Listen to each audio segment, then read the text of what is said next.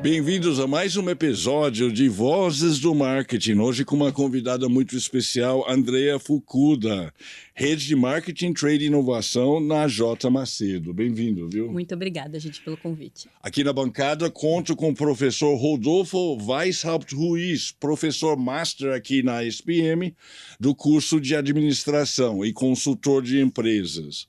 Vozes do Marketing faz parte da plataforma Encontros com o Futuro, uma iniciativa que aproxima o setor privado da academia e conta com o apoio da Prime, do Pacto Global, da ESPM, das Eurocâmaras, do Conselho Regional de Administração de São Paulo e da Aberge. Andrea, conta pra gente o que faz a J. Macedo, por favor. Legal, porque as pessoas às vezes não conhecem pela razão social, vamos dizer. Eu não conhecia, né? É. A J. Macedo é uma empresa cearense, ela é referência e líder na fabricação de farinha de trigo e mistura para bolo e o segundo maior produtor de macarrão de massas do Brasil. Além disso, a gente tem biscoito, gelatina, fermentos, então a gente tem uma gama grande aí de produtos com as marcas que provavelmente as pessoas conhecem mais, Dona Benta, Petit Bon, Sol. E quem é do Nordeste, a gente tem a líder na Bahia, que é Brandini, de macarrão. Muito legal, muito bacana. Vai lá, professor. Muito bem. Então, essa é uma parte de varejo muito importante, né, para os nossos estudantes. Sim. Como funciona esse marketing B2B? Bom, hoje a gente, 70% do nosso negócio é o B2C, né? Então a gente aí vende para grandes clientes e a gente tem 30% do mercado para B2B, em que a gente vende direto para padarias. Por exemplo, lá no Nordeste a gente entrega, então se você tem sua padaria, né, você faz um pedido de farinha para mim, no outro dia eu te entrego farinha. Olha, o last mile, hein? Eu te entrego farinha fresquinha para você lá. E além disso, a gente também vende para cash and carry e distribuidores especializados também. Tá, mas fala um pouquinho para os estudantes como seria essas personas, né, diferentes do B2B, onde para eles é um pouquinho mais difícil de entender. Então, geralmente, né, quando a gente vai para o consumo, a gente fala do consumidor e aqui a gente fala do operador de food service. Então, que é diferente. Então, que pode ser, vamos lá, na padaria, é o padeiro. Quais são as necessidades que o padeiro tem? Né? Diferente do consumidor, que ele está muito atrelado àquela comunicação que ele viu na rede social, ele está lá querendo saber quanto que essa farinha rende de pão. Ou para pizzaria também, né? Que para você vai pizzaria, falar. a gente também vende para pizzaria. Diretamente para a pizzaria? A gente, diretamente não, a gente usa distribuidor, mas é interessante. Quanto que essa farinha vai render? Quantos pães ela vai me dar? Quanto que ela absorve de água? Qual que é o lucro que eu tenho? Então, a ótica do B2B é diferente do B2C. Ela é mais racional, ela é técnica. Então, a gente tem time especializado para isso. Então, se eu contar para vocês assim, provavelmente você faz, né, um bolo na sua casa e você usa uma farinha que a gente chama que é uma farinha multiuso. Que você usa a mesma farinha para fazer bolo, pão, né, um macarrão. Só que no B2B é diferente. Para cada preparação eu tenho um tipo de farinha e tipo de mescla diferente. Então, você quer fazer uma pizza? Eu vou te entregar uma farinha para fazer pizza. Apropriada para isso. Isso, mas a gente fala que uma farinha que faz pizza, ela não faz pão. Então, a gente entrega outra farinha para fazer pão e eu vou te entregar outra farinha para você fazer massa. São farinhas diferentes. Então, aquela brincadeirinha que todo mundo fala que farinha é do mesmo saco, não. Não é. Não é farinha no mesmo saco? Não. Então explica pra gente. A gente diz que cada farinha, cada preparação precisa de pra uma cada farinha. destino. Isso, até farinha integral. Isso existe também. Então, para cada tipo de preparação, eu tenho o que a gente fala são mesclas.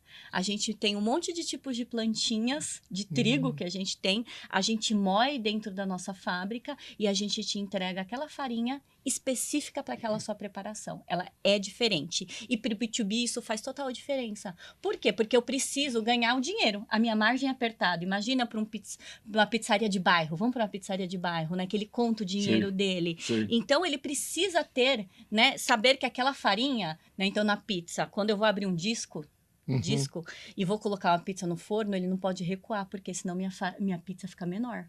Verdade. E aí, Verdade. você vai pedir a pizza e você fala assim, ué, mas o seu João, hoje a pizza tá pequena? Não pode. Encolheu a pizza. Então, ele precisa de uma farinha que garanta que a pizza dele vai ter sempre o mesmo diâmetro e que seja crocante, seja gostosa e leve. E como que vocês fazem isso? Qual é a diferença? Como que se garante isso? Então, foi o que eu te falei. Qual é a mistura para um e para o outro? É o tipo de trigo que eu vou te moer, a passagem do trigo. Então, vamos lá, a gente tem o grãozinho do trigo. Vocês compram o trigo, vocês não plantam. Não plantamos, Tá. tá? Então, a gente compra o trigo. Então, a gente tem desde trigos nacionais até trigo importado. Então, a gente traz muito trigo, por exemplo, da Argentina. A Argentina, né, é um grande produtor de trigo. Sim. Então, a gente tem lá a coisinha do trigo, né? Sim. Desenho do trigo. Então, depende da passagem que você vai moendo esse trigo, você vai tirando um tipo de farinha. Quando a gente tá na primeira passagem, vamos dizer, é a farinha que a gente chama de farinha um pouquinho mais suja. Quando eu digo suja, gente, é porque é uma farinha mais inteira, integral. Então, a farinha integral, ela tem casca, ela é escura. Quanto mais dentro do miolo você vai indo do trigo, você vai tirando passagens diferentes de farinha. Então, por exemplo, você quer fazer um pão bom, um pão delicioso, a gente vai te entregar a melhor farinha, que ela tá lá no centrozinho do grão do trigo, que a gente chama geralmente de farinhas reservas especiais, porque ela é a farinha mais branca e a mais pura. Então, dentro dessa moagem que eu vou fazendo do trigo, que eu vou te entregar o mais apropriado. E é, por exemplo, vamos fazer um bolo. Um bolo não é essa melhor farinha aqui desse grãozinho, não é o melhor, não é o melhor, porque o bolo ele precisa dar salto de flutuar, né? Vamos dizer assim. Então eu posso usar uma farinha que a gente chama de um pouquinho mais suja. Uma farinha um pouco mais suja, que a gente chama tecnicamente, ela vai me dar um bolo melhor. Agora, se eu quero um bom pão, é melhor eu pegar essa farinha do centrinho do trigo. Olha, Então, é o coração do grão. É o coração do grão. Então, a gente tem especialistas dentro dos nossos moinhos, que eles fazem todas essas mesclas que a gente chama, vão misturando, e tipo de trigo também. Eu fico a imaginar, André, puxa, o planejamento da planta, então, né? O planejamento da linha de produção, imaginando a demanda. Vai ser, usando o termo então, né, mais suja, menos, ou então o coraçãozinho, né? Vou colocar para piorar ainda, que depende do clima, de onde vem esse trigo, porque se eu trago um trigo da Argentina ou um trigo dos Estados Unidos, de um lugar mais frio, é um tipo diferente de trigo. Então, tudo... Que é usado para quê, mas... O quê? Esses do frio, trigos do frio. Então, por exemplo, vou te dar um exemplo. Macarrão. Sim. Vamos pegar macarrão. Macarrão italiano. Eles são feitos com trigo grano duro. Sim. Vem esse termo. Grano duro. Ele é diferente, é uma planta diferente da farinha Dona Benta, por exemplo.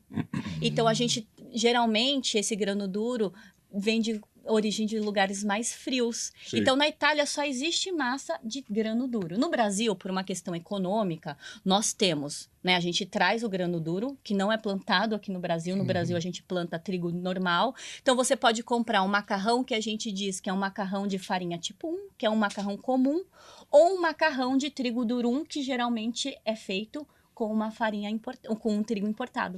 Que interessante. São plantas diferentes. São plantas diferentes São mesmo. plantas diferentes, então não tem como. Então você fala assim, aquele macarrão al dente italiano, é porque é diferente da planta dessa outra farinha tradicional. Vai dando destino diferente para o mercado. Vai dando destino diferente para o mercado. E aí a gente fala, que eu brinco que eles são quase todos os cientistas das plantas, né? Não, porque agora está chegando um trigo... americano. Não, choveu muito no Rio Grande do Sul, então o trigo não tá tão bom, não tá um trigo tão forte. Então, como que a gente vai mesclar esses trigos para manter sempre a qualidade e a regularidade do produto? E aí pegaria o pessoal do laboratório vendo qual lote chegou, sim, né? Sim, para daí ver qual o blend que vai ser feito. Qual é essa sua mescla que você vai fazer. Uau. E isso vai mudando o tempo inteiro. Depende do clima, depende de que região que a gente compra, porque a gente tem, né, os nossos suppliers, né, e os traders que compram. Olha, o trigo agora tá melhor o preço em tal lugar, então vamos trazer de tal lugar, ou vamos trazer de outro lugar. Né, a gente já chegou a comprar, né, quando tem a guerra da Ucrânia e da Rússia, quando estourou, a Ucrânia é um grande produtor de trigo, né? Então, teve falta de trigo. Então, a gente já trouxe trigo lá deles. Então, a gente já comprou trigo de vários lugares do mundo. Que interessante. Que tamanho tem a J. Macedo? Conta um pouco da história da empresa para a gente, que é cearense. Isso, é uma empresa familiar, mas a família não está na operação, cearense. Sim. Começou no Ceará quando? Começou em 1939. Tá. 1939, então lá cearense, e depois ela foi se expandindo pelo Brasil inteiro. Hoje a gente tem plantas produtivas espalhadas pelo Brasil, então a gente tem no sul do país, então a gente tem Londrina, a gente tem São José dos Campos, a gente tem na Bahia e a gente também tem em Salvador. Ah, que Então interessante. a gente está espalhado pelo Brasil, porque o que a gente fala, vamos pegar aqui, né? Então, macarrão é item de cesta básica. A gente diz que os nossos produtos eles não podem viajar muito, porque a gente precisa ser acessível para o nosso consumidor. Então, a gente diz que produtos de trigo não viajam. Então, por isso que a gente tem plantas estrategicamente localizadas para a gente entregar produtos mais com acessibilidade para os nossos consumidores. Sim, perfeito. Porque senão o frete, né, prejudica um pouquinho a gente. Chega aí a encarecer talvez uns 30% do preço final. Dependendo do produto, né? Tem produtos que têm mais margem, né? Como, por exemplo, um biscoito. Agora, uma farinha, né? As margens são diferentes, então a gente precisa pensar São pequenas, são curtas. São apertadas. A gente fala que a gente conta as moedinhas para ter lucro. Isso não é ruim, né? A gente fala isso porque a gente valoriza, que a gente quer... Imagina, todo o Brasil come macarrão, né? Come bolo, come pão. Então a gente precisa ser acessível para todo mundo. Tem alguma marca conhecida aqui em São Paulo de massa para bolo? É a própria Dona Benta. É a própria Dona Benta. Nós somos referências, né? A melhor massa para bolo do mercado é a nossa. Gelatina? A gente tem gelatina, por exemplo, Sol, da marca Sol. Né? Aí a gente tem macarrão e farinha Dona Benta, Petit Bon. Lá no Nordeste também tem Brandini com macarrão, farinha, enfim, uma gama grande de produtos a gente tem. André, conta um pouco da sua vida profissional para os alunos. Bacana. Tá? Bom, tenho mais de 20 anos de experiência no marketing e sempre trabalhei na indústria de alimentos. Não foi de propósito, mas eu acho que a vida foi me levando, né? Sim. Então, trabalhei desde empresas japonesas, multinacionais japonesas, eu trabalhei, né? Trabalhei muitos... E que tipo de comida? Eu trabalhava na Ajinomoto, que produz temperos. Sim. Foi onde eu comecei minha carreira, eu trabalhei lá. Depois, eu tive um passo corajoso, eu fui para uma empresa menor de guloseimas, onde eu entrei no mercado totalmente diferente, de balas, chicletes, amendoim. Então, eu fui para uma empresa que chama Dori. Dori de amendoim, acho que provavelmente vocês já comeram amendoim. Com certeza. Né? Logo depois eu fui para a Arcor, que é uma multinacional argentina, então também trabalhava na divisão de guloseimas, então trabalhava com chicletes, né, balas, uma delícia. E aí estou agora 9 anos já, acho que 9 anos na J. Macedo, que é uma indústria de alimentos também. Sempre com marketing. Sempre com marketing. E depois eu falo assim, eu fui um projeto organizadinho. Eu comecei de estagiária, fui para analista, fui crescendo degrau a degrau no marketing e depois, né, ganhei envergadura na minha carreira, aí eu comecei a abraçar outras áreas. Também já cuidei de time de merchandising, agora eu cuido do time de trade marketing, time de inovação P&D, que hoje também responde para mim. Olha. Então, P&D responde para você? Isso, o time de inovação P&D, então eu tenho os meus engenheiros, né? Os engenheiros de alimentos, que eles que desenvolvem todos os produtos e embalagens também respondem para mim. O que uma marqueteira faz com um engenheiro? Essa é uma pergunta e também a parte de inovação, se você puder falar um pouquinho. É super importante, porque vamos lá, eu comecei como marqueteira e eu falo que o meu DNA é conhecer o mercado e o consumidor. Né? Então a gente vai lá, qual que é a demanda hoje? A gente precisa de um macarrão assim, macarrão nutritivo, né? Sei lá, com proteína, mais proteína.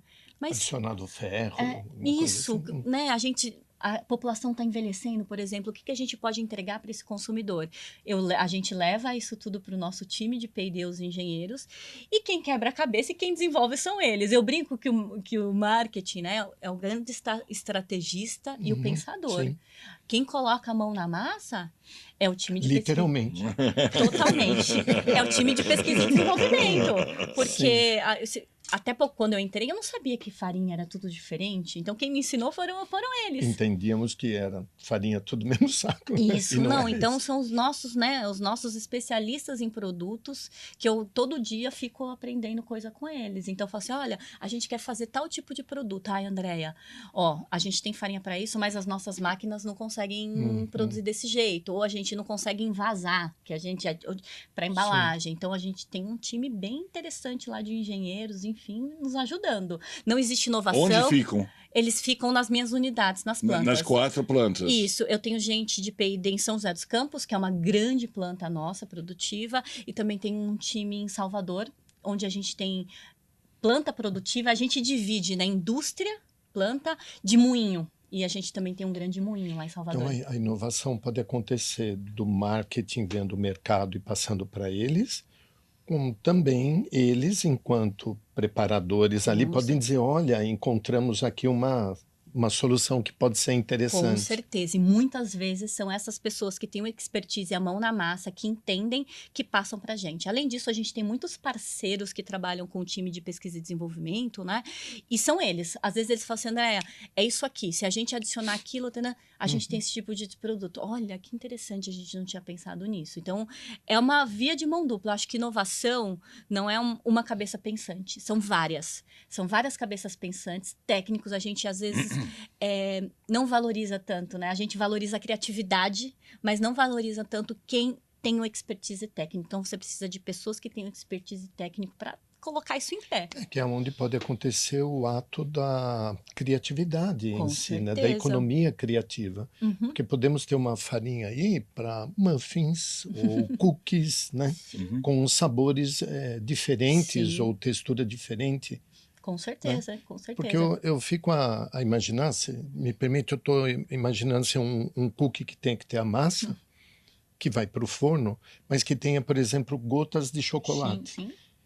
E aí não pode derreter, né? A gente quer ver a gotinha lá. Então... Não é fácil isso, não. Não é fácil, a gente já tentou. Não é fácil. Então, sim, o time de nossos times de pesquisa e desenvolvimento de inovação é fundamental. Fundamental, porque senão a gente não consegue colocar nada disso aqui em pé, nada. Nenhum grãozinho de farinha a gente consegue fazer. Gente, isso está me dando fome. Que está quase na hora do almoço aqui. Né? Mas falando de guloseimas...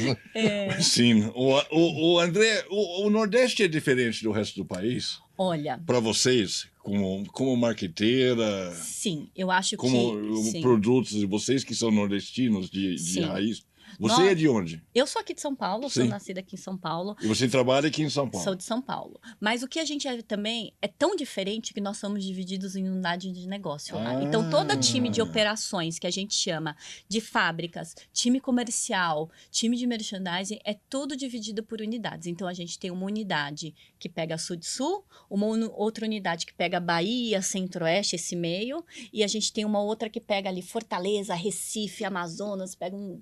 Por quê? Porque são diferentes, né? As culturas? São diferentes, os hábitos, também, o paladar. Então, por exemplo, a gente sabe que no Nordeste o pessoal gosta de coisa um pouco mais doce. Sim. Então, a gente precisa, então o nosso produto precisa ser um pouco mais doce. Aqui não, eles pedem um pouco menos de doce.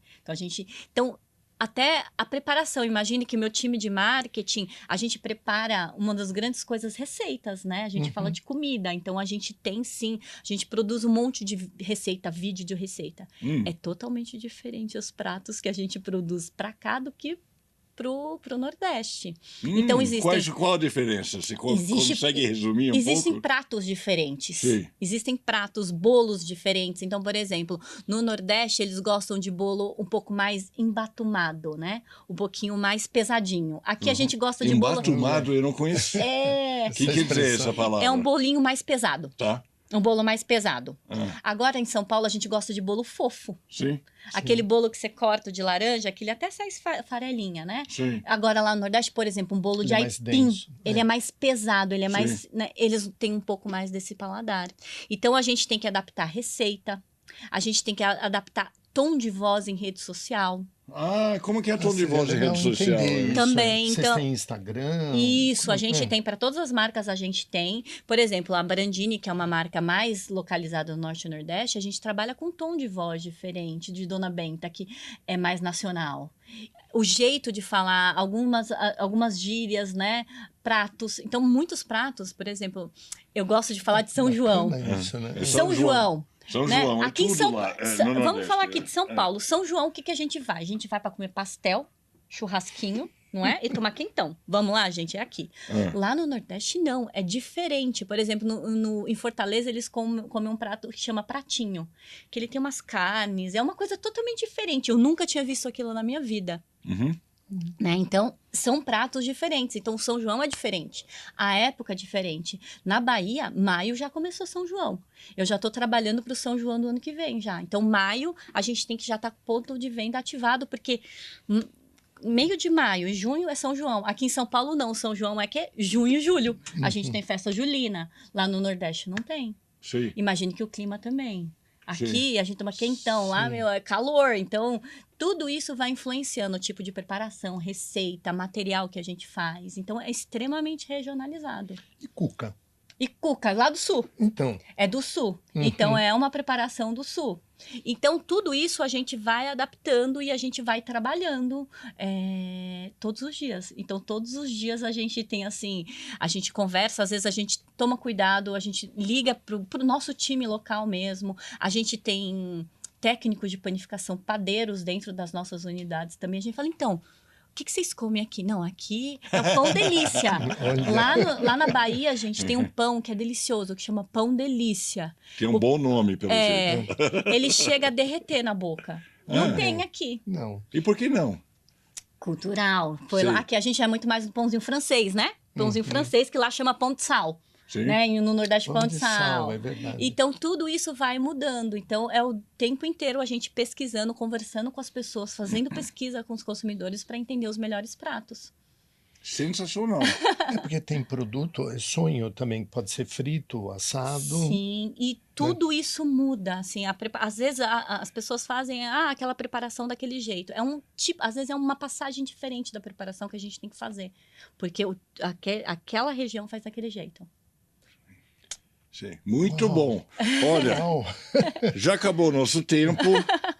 Andréa, eu quero agradecer muito. Foi fascinante. Eu aprendi um monte e eu estou morrendo de fome agora. Com certeza, com certeza. Com tanta guloseima, né? Comida o dia inteiro. Eu falo que minha vida é falar de comida. Muito É bom. o dia inteiro falando de comida.